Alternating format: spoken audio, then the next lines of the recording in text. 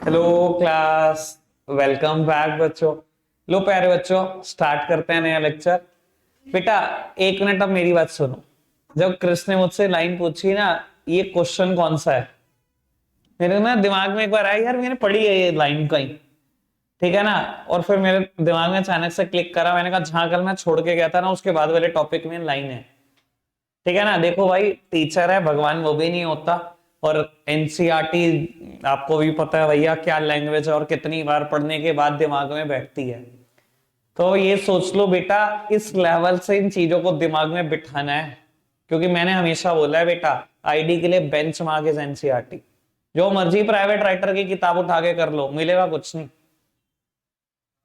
सब copy NCERT को ही करते हैं, आखिरी में देख लेना चाहे। ठीक है। रही बेटा इस टॉपिक की बात, जहां से ये तुम्हारा क्वेश्चन आया, इस टॉपिक की मैं चर्चा करूंगा। अभी नहीं, जब क्लास के क्वेश्चन करेंगे तब करेंगे इसकी चर्चा, और इस बार इसको लिखवा देंगे नोट्स में भी। हाँ जी।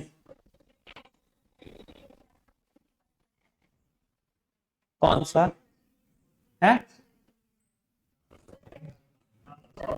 अच्छा, लो बहुत बढ़िया है। तो लो बेटा, तो टॉपिक स्टार्ट। 2.4 टॉपिक। बेटा अभी आप पढ़ना शुरू करेंगे ये टॉपिक।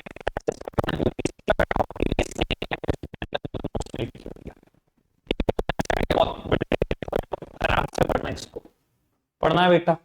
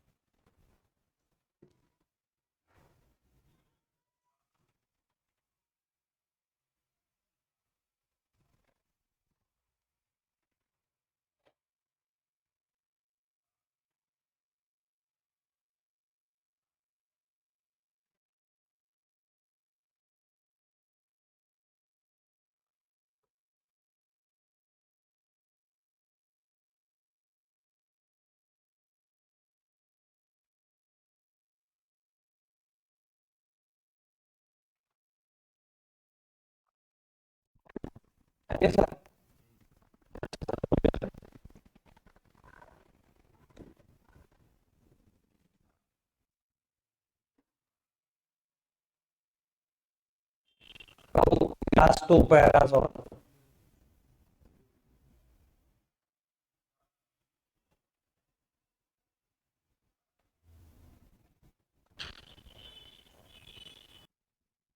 तो अब समझने की कोशिश करो इसको क्या लिख रहा है ये। बेटा, इंडिपेंडेंस के बाद क्या ऐसा कोई पर्सन था, ऐसा कोई बहुत सारे प्राइवेट एंटरप्रेन्योर थे जिनके पास कोई बहुत ज्यादा पैसा था इंडिया में? ऐसा तो कोई भी नहीं था भाई। एक टिस्क को छोड़ दो, टाटा ग्रुप को, इसके अलावा तो किसी के पास कोई पैसा नहीं था। तो बेटा, और रिसर्च ये कहती थी गवर्नमेंट की कि अगर इंडस्ट्रियल सेक्टर डेवलप कर जाएगा तो बहुत ज्यादा डेवलप कर जाएगा इंडिया। अब पैसा लगाने वाला कोई है नहीं। तो बेटा अब गवर्नमेंट करे क्या? अब पैसे की जरूरत भी है इंडस्ट्रियल सेक्टर को, अगर आपको इंडिया को ग्रो होते हुए देखना है, और पैसा लगाने के लिए कोई तैयार नहीं है। तो बेटा बाद में इन्होंने इंडस्ट्री से रिलेटेड एक कानून बनाया, इंडस्ट्री पॉलिसी रेजोल्यूशन 1956। आपको बता देता हूं, वैसे हमारे कोर्स में आईपीआर 1956 सबसे ज्यादा फेमस है आईपीआर, लेकिन बहुत सारे थे 1991 तक भी। इंडस्ट्रियल पॉलिसी रेजोल्यूशन पहले 1948 था, फिर 1956 था, फिर बेटा 60s में भी आया, 70s में 2-3 आए, बाकी कुछ नहीं है। कहीं मिले भी प्राइवेट राइटर में बहुत सारे सारे दिए हुए हैं, बिल्कुल इग्नोर मारो, लेकिन इसको नहीं छोड़ना, ये पेपर में कंफर्म्ड है। बाबू आईपीआर 1956 के ना 3 बहुत मेजर फीचर हैं बेटा, जिसको ढंग से पढ़ना है। बेटा सबसे पहला काम three fold classification of industries. Government ने क्या करा, इंडस्ट्रीज को ना ब्रॉडली 3 पार्ट में क्लासिफाई कर दिया।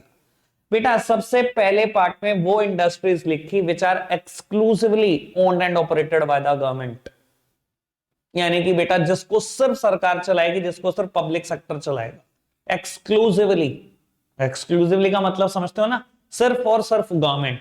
और आपको बता देता हूं ये 17 इंडस्ट्रीज गवर्नमेंट ने अपने लिए रिजर्व करी थी। 17 इंडस्ट्रीज, इसमें कोई नहीं आ सकता।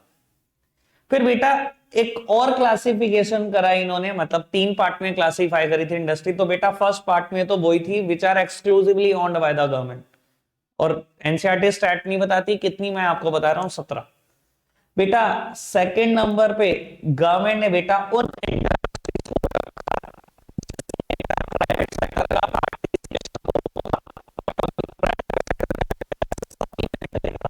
यानी कि प्राइमरी पब्लिक सेक्टर की गवर्नमेंट को क्योंकि बेटा प्राइवेट सेक्टर का पैसा नहीं, वो सिर्फ सप्लीमेंट कर सकता है, थोड़ा सा सपोर्ट कर सकता है। और यहां पर थी बेटा 12 इंडस्ट्रीज। और बेटा थर्ड कैटेगरी जो इंडस्ट्रीज ना यहां सबको फ्री कर दिया, प्राइवेट सेक्टर आप इन इंडस्ट्रीज में एंट्री ले सकते हो, ये आपके लिए खुद ही छोड़ दिया। समझ में आया बेटा क्या था three fold classification of industries? पहली category which are exclusively owned and operated by the public sector. Second private sector, ये तो उसका नहीं, वो सब सप्लीमेंट करेगा, ज्यादातर गवर्नमेंट करेगी इसमें भी। ठीक है जी। और जो बेटा फर्स्ट और सेकंड कैटेगरी में गवर्नमेंट होगा वो बेटा प्राइवेट सेक्टर ओन कर सकता है। ठीक है जी। और बेटा इसका ओन करना इतना आसान नहीं था, पूरा पैराग्राफ ढंग से पढ़ा है तो ठीक है ना सर। इनके ऊपर एक रिक्वायरमेंट थी, ये दूसरा फीचर लिख रहा हूं मैं, इंडस्ट्रियल लाइसेंसिंग।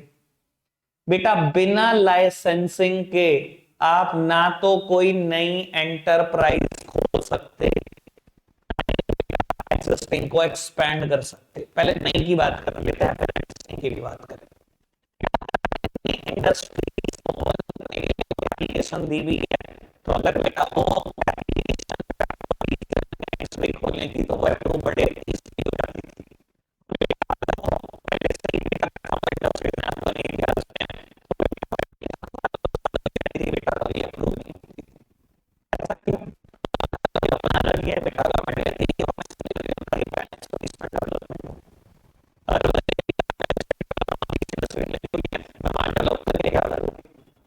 अभी लगा ले रूरल एरिया में भी अप्रूव करा, अर्बन एरिया की एप्लीकेशन है, कोई नहीं फाइल रख दो देखूंगी, अप्रूव ही नहीं होती थी, क्योंकि सरकार कहती थी मैंने ऐसे करके बैलेंस रीजनल डेवलपमेंट करनी है, मुझे तो शहरों की डेवलपमेंट के बराबर गांव की डेवलपमेंट करनी है, ये गवर्नमेंट का लॉजिक था। समझ में आ रही है बेटा बात?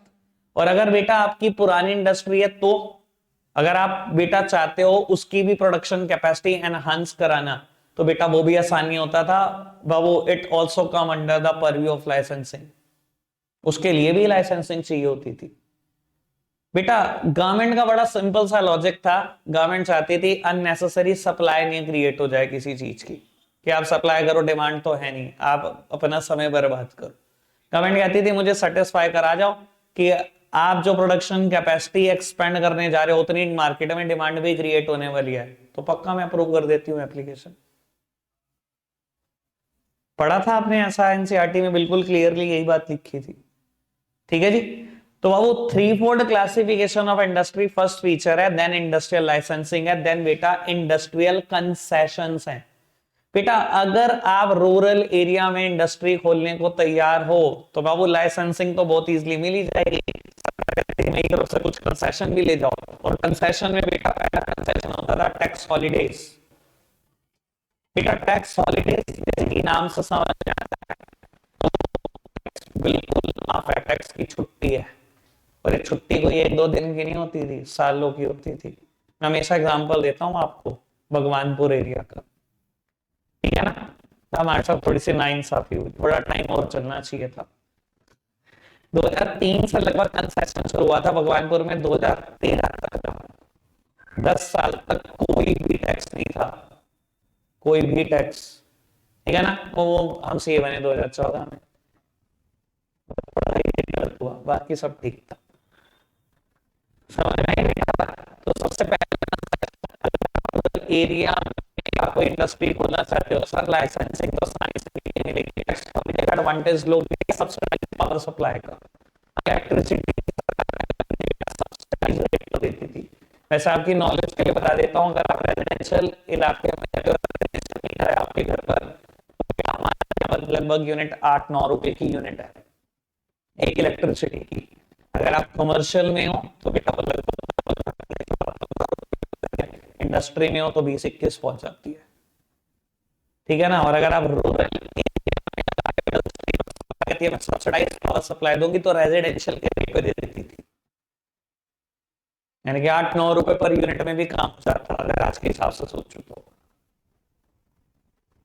क्लियर है बेटा, समझ में आती है बेटा बात? ये तीन हेडिंग इंडस्ट्री, बात करो इंडस्ट्रियल, दो बातें करोगे, एग्जिस्टिंग इंडस्ट्री है तो क्या, नई इंडस्ट्री खोलोगे तो क्या, दो बातें करोगे, subsidize and power, subsidize power supply.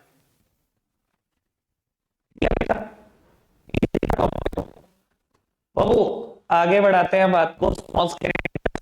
Babu 10-15 line पढ़ते हैं फटाफट से, खत्म हो गया 5-7 मिनट में, तो चैप्टर आज ही खत्म हो रहा है। चलो जी,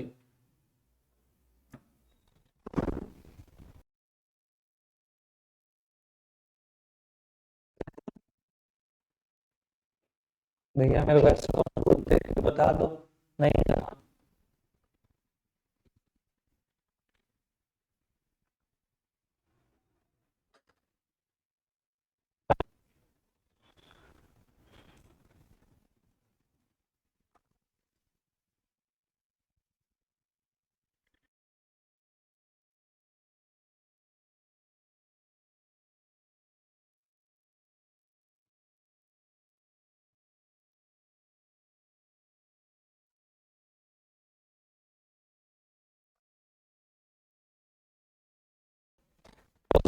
आपने भी एनसीईआरटी तो ज्यादा बात करनी है मेरे को।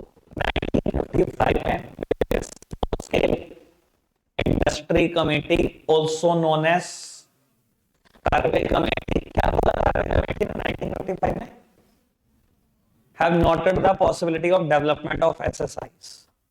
बेटा उन्होंने बहुत ज्यादा जोर देना शुरू किया कि आपको गवर्नमेंट को एसएसआई की डेवलपमेंट के लिए काम करना चाहिए।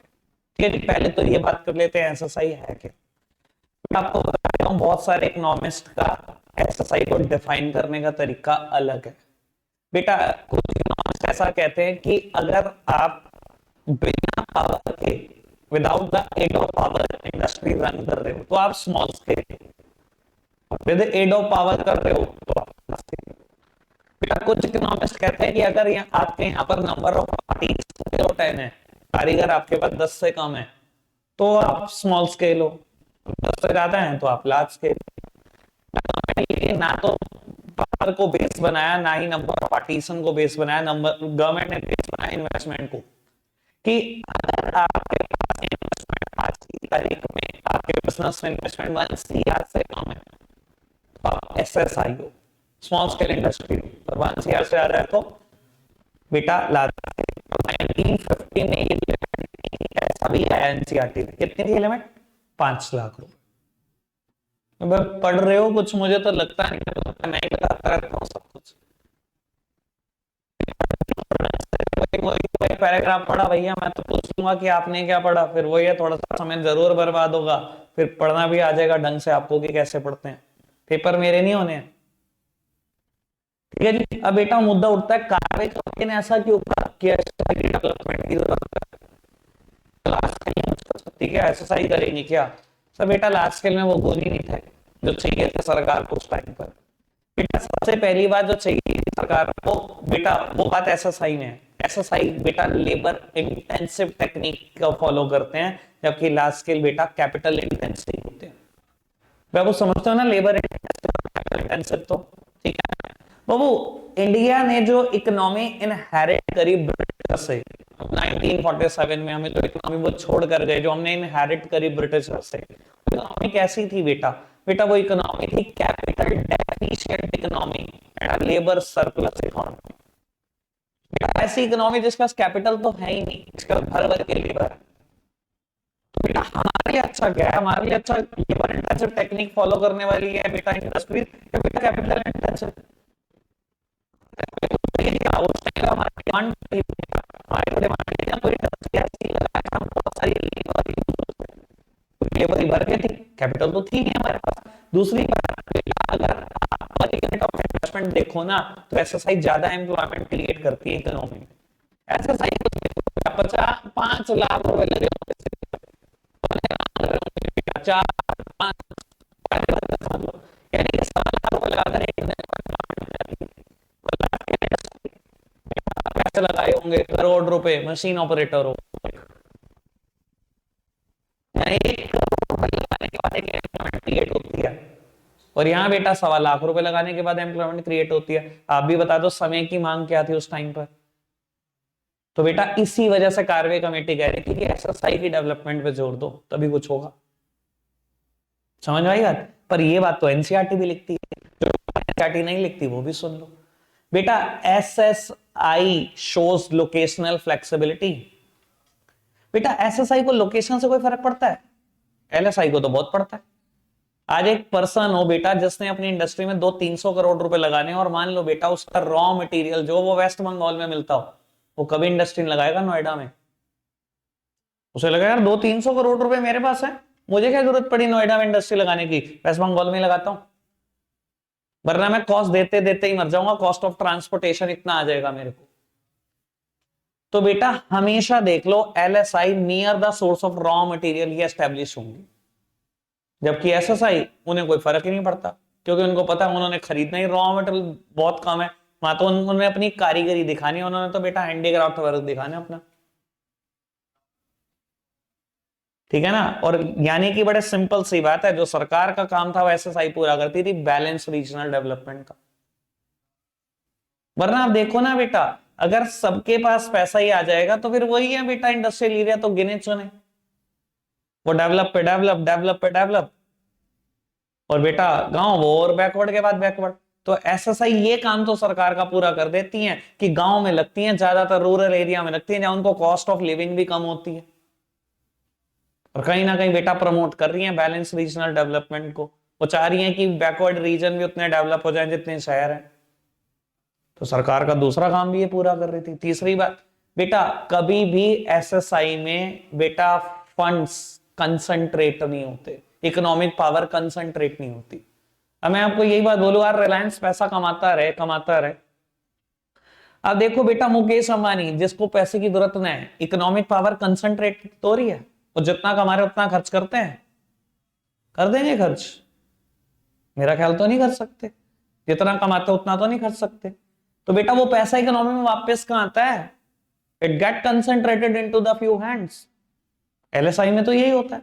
स्मॉल स्केल में क्या होता है भैया, जितना कमाया इतना ही उनका खर्चा है, सारा पैसा इकोनॉमी में दोबारा बार बार वापस आता रहता है। यही सरकार चाहती है। समझ में आई बेटा बात? क्यों एसएसआई की डेवलपमेंट पे जोर दे रही थी कार्वे कमेटी? ठीक है जी। लो जी बेटा, चैप्टर का लास्ट टॉपिक है, खत्म ही कर देते हैं बेटा। बाबू नोट्स मिल ही जाएंगे, ग्रुप में है भी बेटा, पढ़ना वहीं से ही है हमने, ठीक है जी। थोड़ा स्पीड पर चल रहा हूं, मेरा मेरा ख्याल अभी क्या करेंगे, नोट्स बार बार रीड करा के, इतना काम घर से रीड करने वाला करो, प्रॉब्लम ले लेना, ठीक है जी। चलो पढ़ना शुरू करना बेटा, टॉपिक इंपॉर्टेंट है ये।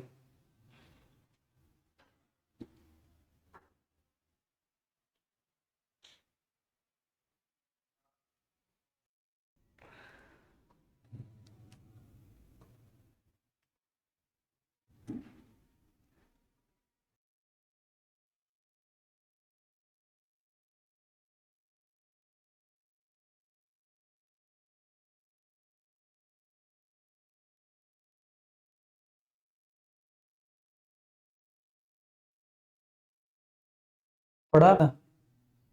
पता नहीं कितना डाइजेस्ट करोगे।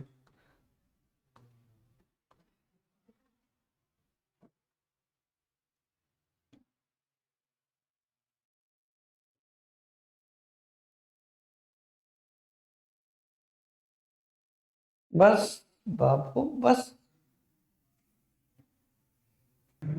बस मैं खुद से पढ़ा देता हूँ भैया। मैंने काम ही हटा दिया, जितना जरूरी था उतना मैंने पढ़ा दिया इसमें। और वो सब सामने देखना, खत्म आज ही होगा, कल का कोई मुद्दा नहीं है, चाहे बजे 4:30 चाहे 4:35, खत्म आज ही करना है मैंने। हाँ यार, कभी कभी तो मैं भी ऐसा कह ही सकता हूँ। बेटा टॉपिक आपने पढ़ा होगा इनवर्ड लुकिंग ट्रेड स्ट्रेटजी। अब बेटा आराम से पहले इसको समझ लो ये है क्या, और उसके बाद बेटा इसकी कुछ एडवांटेज और डिसएडवांटेज। बेटा inward looking trade strategy simply बोल लो ना, इंपोर्ट सब्स्टिट्यूशन बोल सकते हो इस चीज को। कि बेटा जिस चीज को आप अर्लियर इंपोर्ट करते थे उस चीज का in house production government of India ने कहा शुरू कर दो, इंपोर्ट बंद कराओ। इंपोर्ट सब्स्टिट्यूशन, इंपोर्ट का सब्स्टिट्यूट ढूंढेंगे। साथ ही साथ इनवर्ड लुकिंग ट्रेड स्ट्रेटजी खाली बेटा इंपोर्ट सब्स्टिट्यूशन नहीं है, एक और चीज से मिलकर बनी है, प्रोटेक्शन ऑफ डोमेस्टिक इंडस्ट्रीज। कि हमें अपने देश की इंडस्ट्रीज को बचाना है थ्रू कोटास एंड टैरिफ्स। बेटा चाहे सरकार को हथियार गलत यूज करने पड़े पर बेटा बचा लेगी, और बेटा वो हथियार थे क्या, टैरिफ और कोटास। बाबू क्या फर्क है इनमें और क्या चीजें होती हैं बेटा। टैरिफ मींस बेटा टैक्स रेट्स। बेटा देखो एक ना प्रिंसिपल है कि जो सस्ता बनाए उसको सस्ता बेचना चाहिए, पर बेटा होता क्या था, सभी गवर्नमेंट बेटा इस प्रिंसिपल को खत्म करके रखती थी। मैं कहता हूं बेटा यूएसए ने कोई चीज बना ली, मैं कहता हूं ₹2.5 पर पीस, ठीक है, ₹2.5 पर पीस बना ली, और बेटा गवर्नमेंट इंडिया देख रही है कि उस चीज को इंडियंस ने ₹5 पर यूनिट पे बनाया, ठीक है जी।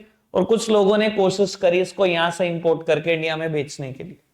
तो बेटा क्योंकि गवर्नमेंट की पॉलिसी थी कि प्रोटेक्ट करना है मुझे अपनी डोमेस्टिक इंडस्ट्रीज को, तो गवर्नमेंट बेटा उस प्रोटेक्शन के लिए किसी भी हद तक गिर जाती थी।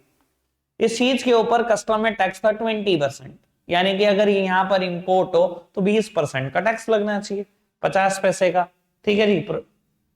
₹3 का पहुंचा, थोड़ी सी फ्रेट मान लो, ₹3.20 का बिक जाना चाहिए इंडिया में। लेकिन गवर्नमेंट क्या करती थी, अपनी डोमेस्टिक इंडस्ट्रीज को बचाने के लिए अननेसेसरी टैरिफ्स का यूज करती थी। इस चीज के ऊपर टैक्स लगा दिया 100%, 20 का रात हटाया, टैक्स कर दिया 100%। क्या होगा, 2.5 की चीज है, 2.5 का टैक्स लग गया 5, उसके बाद कुछ किराया भाड़ा, ये बेच पा रहे इंडिया में ₹5.20, किसका बिकेगा, इंडिया का ही बिकेगा। बच गई भैया मेरी डोमेस्टिक इंडस्ट्री, बच गई, प्रोटेक्ट कर लिया मैंने डोमेस्टिक इंडस्ट्रीज को थ्रू टैरिफ्स। समझ में आया टैरिफ्स क्या थे। और दूसरा तरीका था सरकार के पास बेटा quotas. Quotas means quantitative restrictions. बेटा मान लो सरकार ने कहा नहीं टैक्स रेट तो नहीं बदल रहे, ये ₹2.5 की है, 20% टैक्स लगा, 50 पैसे का कुछ किराया भाड़ा है, ₹3.20 का बिक रहा है। सरकार ने कहा लेकिन इसकी इंपोर्ट की लिमिट है, ये 1 लाख यूनिट ही इंपोर्ट हो सकता है। जान के कोटा फिक्स कर दिया, क्वांटिटी फिक्स कर दी कितना इंपोर्ट हो सकता है। अब 1 लाख क्वांटिटी का तो इंपोर्ट कर लिया आपने ₹3.20 तक, उसके बाद पूरे साल इंपोर्ट नहीं होगा, फिर किसका बिकेगा, फिर इंडिया का ही बिकेगा, चाहे वो ₹500 का। तो बेटा और खाली ये इंडिया नहीं करता था, करते बहुत सारे गवर्नमेंट थे, क्योंकि अभी मैं इंडियन कंटेक्स्ट में हर चीज पढ़ रहा हूं तो आपको लग रहा होगा कि बुरा। सब गवर्नमेंट बचाती थी अपनी डोमेस्टिक इंडस्ट्रीज को, ठीक है ना। और बचाने का तरीका यही है बेटा, टैरिफ्स एंड कोटास। समझ में आया इनवर्ड लुकिंग ट्रेड स्ट्रेटजी क्या थी, import substitution as well as protection of domestic industries, ठीक है ना, थ्रू कोटास एंड टैरिफ्स। कोई दिक्कत तो नहीं अभी तक इस बात में। बेटा अब कुछ तो फायदे हुए इस पॉलिसी के बेटा, इंपोर्ट सब्स्टिट्यूशन के, जो आपने 40 साल तक चलाए, ठीक है ना, 1950 टू 1990 आपने पॉलिसी फॉलो करी, कुछ तो फायदे भी हुए और बेटा कुछ नुकसान भी हुए। पहले फायदों की बात कर लो, पढ़े थे ढंग से। इंडस्ट्रियल सेक्टर का जीडीपी में शेयर बढ़ गया था, लगभग 2 गुना हो गया था इस 40 साल में। 1950 में इंडस्ट्रियल सेक्टर जीडीपी में कंट्रीब्यूट करता था सिर्फ 13%, ये बढ़कर बेटा 1991 में हो गया 24.6%, ठीक है।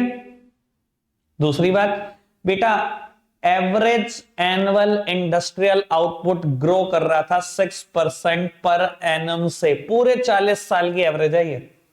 हर साल इंडस्ट्रियल आउटपुट 6% से बढ़ जाते थे हर साल। ठीक है जी, आज भी हमारे जीडीपी की ग्रोथ रेट 7, 7.25, 7.5 आती है, तो 6% कोई माड़ी ग्रोथ नहीं होती है। समझ में आती है बेटा बात? ठीक है। और तीसरी बात, तीसरा फायदा बेटा, डाइवर्सिफिकेशन भी होने वाला था। कॉटन जूट टेक्सटाइल मिल्स नहीं थी, अगर आपने पढ़ा हो तो। दो इंडस्ट्री की बात करता है, इलेक्ट्रॉनिक्स और बेटा ऑटोमोबाइल। बेटा इलेक्ट्रॉनिक्स में एक बात और ध्यान रखना, इसको, हाँ, इसको हम प्यार से बोलते हैं सनराइज इंडस्ट्री। उस टाइम पे बोला करते थे सनराइज इंडस्ट्रीज। ठीक है जी, ये फायदे की बात है। नुकसान की बात ज्यादा चर्चा एनसीईआरटी नहीं करती, पर मैं नुकसान पे चर्चा मेरी ज्यादा रहती है। वो फेलियर्स के नाम से आता है पेपर में, failures of inward trade strategy, और फेलियर बहुत खतरनाक थे बेटा। सबसे पहले growth of inefficient public monopolies. बेटा जब आप कंपटीशन ही नहीं झेलने दोगे फॉरेन से, भाई आपका लॉजिक अलग है कि अभी तो हमें इंडिपेंडेंस मिली है, ना पैसा है, ठीक है ना, कहां से देंगे हमारी छोटी इंडस्ट्रीज कंपटीशन,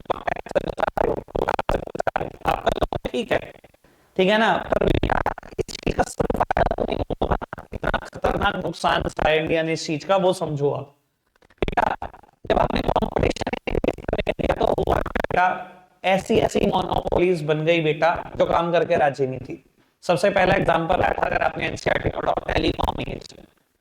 आपको पता है ना, टेलीकम्युनिकेशन 1990 तक गवर्नमेंट की मोनोपोली है, एक ही कंपनी बीएसएनएल, वो एमटीएनएल, बस 1990 तक। उसके बाद प्राइवेटाइजेशन हुआ है, वो बात एलपीजी में करूंगा। पर आपको पता है हालात क्या थे? We have to wait years and years just to get a telephone connection. मैं आपको बताता भी था कितने हुए थे, ठीक है ना। मैं हालात क्या होते थे भाई साहब, फोन उठाने का मतलब होता था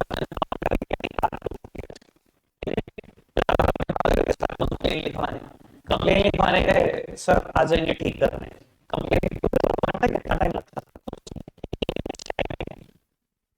6 महीने बाद कंप्लेन रिजॉल्व होती थी, वो तार ठीक करने आते थे इंसान।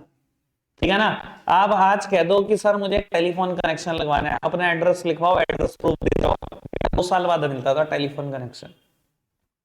उत्तर देखना अपने बड़ों से कि ये हालात थे कि नहीं थे। यही हालात थे एग्जैक्टली जो मैं बोल रहा हूं आपको। और बेटा जब ये मोनोपोली हटी तो सर आज टेलीफोन कनेक्शन कितनी देर में मिल जाएगा? अभी सिम कार्ड लेना सर, ये होता है कॉम्पिटिशन। बन गई थी, कंज्यूमर का नुकसान है। पता है इनकमिंग कॉल क्या है? 13 रुपए की इनकमिंग कॉल थी, तुम्हें तो आइडिया भी नहीं होगा। 13 रुपए की इनकमिंग कॉल थी। चलो खैर, लेट इट बी। बात समझ में आती है बेटा? बेफालतू की मोनोपोलीज बनवा दी सरकार ने। दूसरी बात बेटा, lack of competition simply means lack of modernization. Sir competition ही झेलने दोगे तो बेटा कोई मॉडर्नाइजेशन नहीं करेगा। हमारा डाइवर्सिफिकेशन हो गया था इंडिया में, ऑटोमोबाइल इंडस्ट्री बहुत डेवलप हो गई थी। सर बस रहने दो, बहुत का तो नाम ही ना लो। एम्बेसडर एंड टाटा फिएट, बस 2 ही कार थी इंडिया में। सुना है एम्बेसडर के बारे में? तो सबने सुना है भैया, बहुत मजबूत गाड़ी, सरकारी गाड़ी, ठीक है ना। और टाटा फिएट बहुत बढ़िया नाम था उसका भैया। लेकिन एक बात बताऊं बेटा, जब कोई कंपटीशन नहीं होता ना, तो बेटा कहीं पर भी एंटरप्रेन्योर के दिमाग में ये नहीं होता कि मुझे इसमें कुछ नया करना है। 4 साल हो गए तो भैया सेम मॉडल चल रहा है, 5 साल हो गए सेम मॉडल चल रहा है, एक चेंज नहीं कर रहे गाड़ी में। और मैं कहता हूं आज की तारीख में आप देखो ना बेटा, आज एक कार का मॉडल आ गया, 2023 मॉडल है, अब देखो। और बेटा अगले साल जाना 2024 मॉडल देखने, काया पलट कर देते हैं बेटा मॉडल की। बेटा कंपटीशन में ना ये होता है कि मॉडर्नाइजेशन पक्का होगा तो चेंज करते रहेंगे गाड़ी में, लेकिन बेटा अगर कंपटीशन नहीं होगा ना, कुछ नहीं होगा। समझ में आती है बेटा बात? ठीक है। एक तीसरा सबसे बड़ा ड्रॉबैक, सबसे बड़ा failure, indiscriminate spread of PSUs. मतलब बेटा ठीक है, ग्रोथ कमेंडेबल थी, आपने जो ग्रोथ दिखाई वो कमेंडेबल है, वो तारीफ के लायक थी वो 40 साल। लेकिन बेटा मैं वर्ड पढ़ता है, मैंने क्या बोला, इनडिस्क्रिमिनेट स्प्रेड ऑफ डिस्क्रिमिनेशन ही नहीं कर रही थी। सरकार को लगा 17 तो मैंने रिजर्व की हुई है अपने लिए, 12 मेरा प्रोड्यूस। आप मानोगे नहीं, एक टाइम इंडिया सरकार थी 246 इंडस्ट्रीज में। Government is producing bread, government is producing shoes. एक हालात ये आ गए थे, गवर्नमेंट शूज प्रोड्यूस कर रही है, गवर्नमेंट को लगता है धंधा सब मुझे ही करना है, गवर्नमेंट इज प्रोड्यूसिंग ब्रेड। मतलब भाई सब तुझे ही कमाना है, कुछ कमाने भी दे प्राइवेट सेक्टर को। ये हालात थे। आप डिस्क्रिमिनेशन नहीं कर रहे हो कि चल हाँ सही है तो मुझे बनानी चाहिए। अरे भाई ब्रेड भी तुझे ही बनानी चाहिए क्या, तो हाम्स बना ले। समझ में आया बेटा। और चौथी बेटा ये पॉलिटिकल कंपल्शन है बेटा, इकोनॉमिकली अनवायबल यूनिट है, 5 साल से लॉस में है, 10 साल से लॉस में है, लेकिन बेटा कोई सरकार में दम नहीं होता था कि वो बंद कर दे, कोई सरकार में दम ही नहीं था। 5 साल से लॉस में है, अगर सरकार ने बंद करी बस बात उछाली, लेबर यूनियन के प्रेशर और बेटा पार्लियामेंट में हंगामा, ऑपोजिशन जान ले लेता था सरकार की। कितने सारे लोग अनएम्प्लॉयड करोगे क्या, कोई नहीं, लॉस में चलाओ। तो सरकार सालों साल चलाती रहती थी लॉस मेकिंग कंपनीज को, सालों साल जबरदस्ती, सिर्फ उनकी सैलरी मिलती रहे बस उनको। बेटा एक प्राइवेट सेक्टर एक अगर इकोनॉमिकली अनवायबल यूनिट हो जाए तो साल 2 साल में बंद कर देगा, अगर वो प्रॉफिट नहीं दिखाएगी। और सरकार 20-20 साल खींचती थी, पता होते हुए कि लॉस है, क्योंकि ट्रेड यूनियन बंद ही नहीं करने देती थी, इतना प्रेशर होता था सरकार को, लगता था मेरी सरकार ना चली जाए, इलेक्शन ना हार जाऊं अगर मैंने बंद कर दी तो। वो अपनी सरकार बचाने के चक्कर में लगे रहते थे।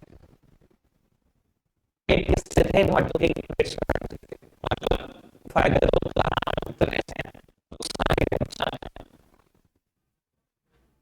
ठीक है जी, नोट से पढ़कर आना बेटा। आज के लिए इतना रखते हैं, बाय बाय।